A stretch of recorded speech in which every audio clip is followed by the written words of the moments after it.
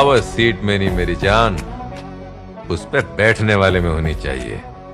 और जो सीट पे बैठा है ना, वो सिर्फ पावर नहीं, पूरा पावर हाउस है। हाँ, थालापति की फिल्म गोट का ट्रेलर कुछ लोगों को बिल्कुल ही पसंद नहीं आया था। मर्सल और बिगिल जैसे triple and double role blockbuster के बाद थालापति विजय एक और बार डबल रोल में दिखाई दिए थे। मर्सल में अपनी ट्रिपल रोल में अपनी अच्छी एक्टिंग का जलवा दिखाने वाले थालापति से सिर्फ इंडियंस ही नहीं बल्कि गोरे भी इतने इंप्रेस हुए कि 2018 में यूके की तरफ से उन्हें बेस्ट इंटरनेशनल एक्टर का अवार्ड भी मिला। पर अब ऐसा क्या हो गया कि विजय की लास्ट मल्टी रोल मूवी को जोला छाप क्रिटिक्स विरोध कर रहे थे और उन्हीं के देखा देखी साउथ के एक्टर्स और सो कोल्ड मूवी रिव्यूज भी थालापति के गोट को हलाल करने में तुले हुए थे। हर बार अपने मल्टी रोल से 100-200 करोड़ छूने वाले थालापति ने तमिल इंडस्ट्री में 300 करोड़ क्लब की शुरुआत भी की थी, और वो भी अपने डबल रोल फिल्म बिगिल से ही। पर क्या आप थालापति के लिए बार बार डबल रोल वाला ट्रबल पब्लिक को थिएटर तक ला पाएगा, या पॉलिटिक्स में जाने से पहले थालापति भी बेइज्जती करवा के जाएंगे? और क्या प्रोड्यूसर्स, डायरेक्टर्स और अपने सिर्फ पैसे रिकवर करने के लिए बार बार विजय को डबल रोल में डाल रहे हैं? और क्या सच में विजय भी सिनेमा इंडस्ट्री की सबसे जानलेवा बीमारी यानी टाइपकास्ट के शिकार हो चुके थे? तो देखो, तमिल सिनेमा का एक ऐसा सुपरस्टार जिसने बॉक्स ऑफिस के साथ साथ लोगों के दिलों में भी अपनी इज्जत हमेशा के लिए बनाई। सुपरस्टार थलाइवा के बाद लोगों ने इस दूसरे तमिल स्टार पर सबसे ज्यादा प्यार लुटाया। इंडियन सिनेमा का एक ऐसा स्टार जिसके नाम से थिएटर और काम से मिनिस्टर तक डर गए, और टाइम टू लीड जैसे स्टेटमेंट के बाद दो बार उसकी फिल्मों को बैन तक किया गया। और तो और अब ये बंदा जल्दी ही फिल्मों से दूरी बनाकर सफेद कपड़ों में भाषण देते हुए भी दिखाई देगा। लेकिन भैया, रिटायरमेंट से पहले थालापति विजय की सिर्फ एक ही मूवी ही पेंडिंग है। पिछले 2 से 3 सालों में ही वारिसू और लियो जैसी फिल्मों से थालापति ने कई सारे झंडे गाड़े थे, और पिछले साल थालापति द गोट यानी ग्रेटेस्ट ऑफ ऑल टाइम से 2024 में भी आतंक मचाया था। और भैया, चेरी ऑन द केक ये था कि ये बंदा सिर्फ डबल रोल में दिखाई दिया था। वेंकट प्रभु यानी इस फिल्म के डायरेक्टर ने मूवी में टाइम ट्रेवल के कॉन्सेप्ट को सेंटर ऑफ अट्रैक्शन रखा था।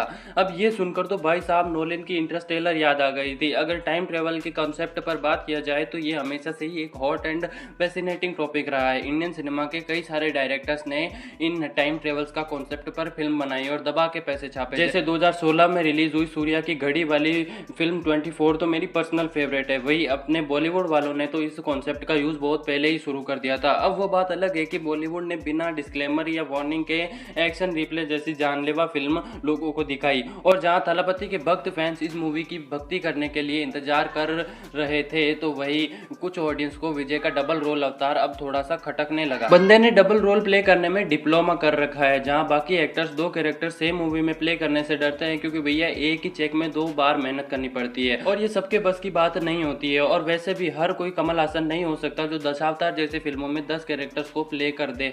वैसे बॉलीवुड के किंग शाहरुख खान ने भी अपने करियर की स्टार्ट से ही डबल रोल में एक्सपेरिमेंट करना शुरू कर दिया था, और आज भी करते रहते हैं। पर बंदे की किस्मत कभी भी सही टाइम पर बैठ नहीं पाई। मूवीज लाइक डुप्लीकेट, पहेली, रावण और फैन ने शाहरुख खान को बॉक्स ऑफिस पर जीवन भर का ट्रॉमा दे दिया है। पर एटली बाबू के साथ जवान शाहरुख खान के करियर की पहली डबल रोल ब्लॉकबस्टर फिल्म भी बनी, जहां बॉलीवुड के किंग अपने करियर की शुरुआत से डबल रोल हिट के लिए तरस रहे। वही थालापति ने 2007 में ही डबल रोल मूवी से अपना डेब्यू किया था। मूवी का नाम था जगिया तमीज। कुछ बीकेल्स इस फिल्म को चाइनीज फिल्म बता रहे थे। उस फिल्म में बंदे की एक्टिंग को क्रिटिक्स और ऑडियंस ने काफी पसंद किया था, और बॉक्स ऑफिस पर यह मूवी ठीक ठाक चल भी पाई थी। लेकिन फिर 2014 में आई मुर्गा दोस्त की फिल्म कहत थी। इस फिल्म में विजय पहली बार फुल डबल रोल अवतार में दिखाई दिए थे। इस फिल्म में पहले मुर्गा दोस्त ने विजय के साथ सुपरहिट तुपाकी भी बनाई थी, जिसे हिंदी बेल्ट वालों ने अक्की पाजी की हॉलीवुड से जानते हैं। लाइका प्रोडक्शंस के बैनर में बनी इस मूवी में विजय एंड समांता और नील नितिन मुकेश ने काम किया था। फिल्म में एक छोटा सा चोर अपने जैसे दिखने वाले इंसान की पहचान अपनाता है और एक गांव के किसानों को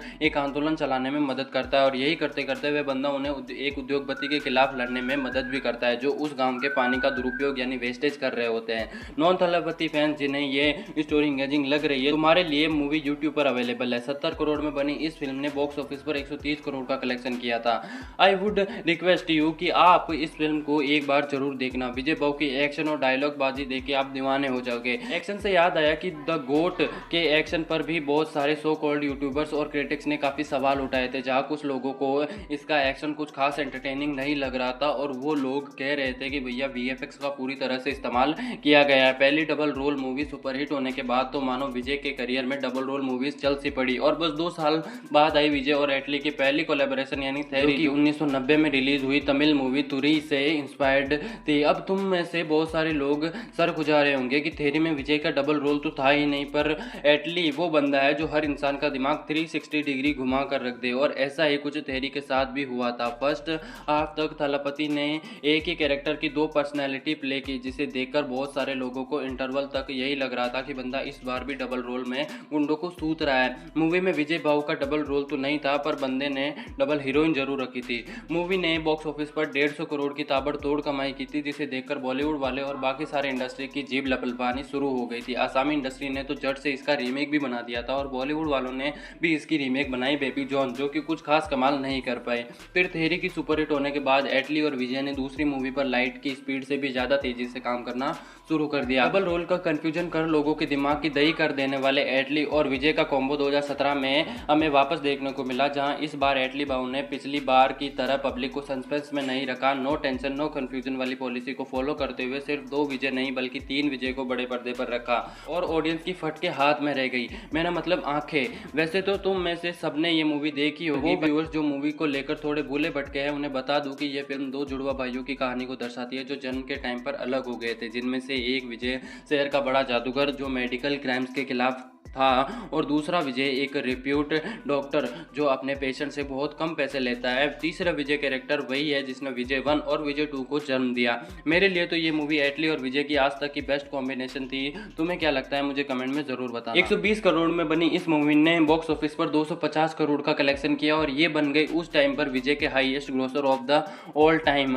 मतलब भाई यूट्यूब भी थलापति के आगे पानी कम चाय है। बंदा अपने कैरेक्टर्स को राइटर्स के अकॉर्डिंग प्ले करता है, जिसकी वजह से तुम्हें इनके डबल या ट्रिपल रोल मूवीज में आसमान जमीन का अंतर दिखाई देगा। और ये बंदा उन एक्टर्स में से नहीं है जो डबल रोल को 2 अलग अलग रोल्स फील करवाने के लिए करते हैं, भारी भरकम मेकअप का इस्तेमाल करते हैं। थालापति ने अपने कैरेक्टर को अलग दिखाने के लिए सिर्फ एक्टिंग का कमाल दिखाया और गुरु आजकल के चौथी फेल क्रिटिक्स इसे भी विजय को रोल करने के लिए इस्तेमाल करते हैं। तो भैया बॉक्स ऑफिस पर लगातार 2 बार बम फोड़ने के बाद एटली और विजय ने अपना तीसरा हिक्का डाला और 180 करोड़ में बनी बिगिल ने 300 करोड़ क्लब में एंट्री भी मारी। बाप और बेटे दोनों के रोल में सिंगल स्क्रीन पर पर्दे फाड़ने वाले विजय की इस मूवी ने उस साल की highest grocer of Tamil cinema भी बनी। भाई मुझे अब भी याद है थिएटर में विजय बाबू की आवाज़ पटाखों के बीच गायब सी हो गई थी। इस फिल्म में लेडी सुपरस्टार नयनतारा और टाइगर के पापा जग्गू दादा भी दिखाई दिए थे। ट्रेलर रिलीज के बाद ही सभी ने बिगिल को एसआरके की चक दे इंडिया से कंपेयर करना शुरू कर दिया था, पर भैया जब मूवी रिलीज हुई तो लोगों के रोंगटे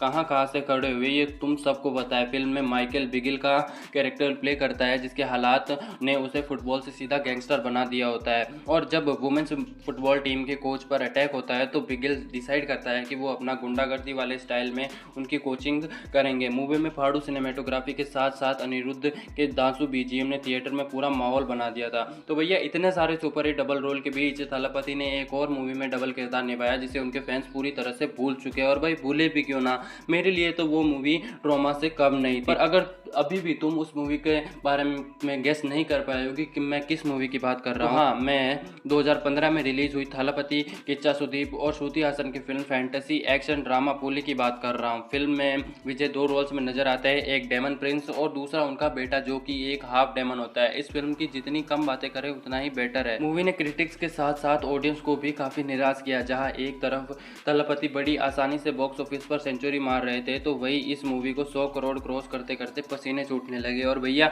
यही डर मुझे कहीं ना कहीं वेंकट प्रभु की गोट से भी लग रहा था, पर उससे पहले ही थालापति ने वारिसू और लियो से लगातार 2 बार वर्ल्ड वाइड 300 करोड़ के आंकड़े पार किए थे। और जब डबल रोल की बात हो रही है तो लियो की भी बातचीत कर ही लेते हैं। जैसे थेरी देखते देखते ऑडियंस काफी कंफ्यूज हो गई थी, वैसे ही लियो रिलीज होने से पहले सब थालापति के डबल रोल की चर्चा कर रहे थे। पर लोकी भैया, मेरा मतलब लियो के डायरेक्टर लोकेश कनागराज ने इस बात से साफ इनकार कर दिया था। भाई सोच के देखो, लोकेश भाई की लोकेश सिनेमैटिक यूनिवर्स में अगर 2 थालापति विजय होते तो यूनिवर्स में 4 नहीं बल्कि 10 चांद लग जाते। तो भैया अब तुम बताओ कि क्या तुम थालापति की लास्ट मूवी जननायकन के लिए एक्साइटेड हो और कैसी लगी तुम्हें ये शॉर्ट एनालिसिस वाली वीडियो? कमेंट में जरूर बताना। मैं मिलूंगा किसी और वीडियो में। जय श्री राम।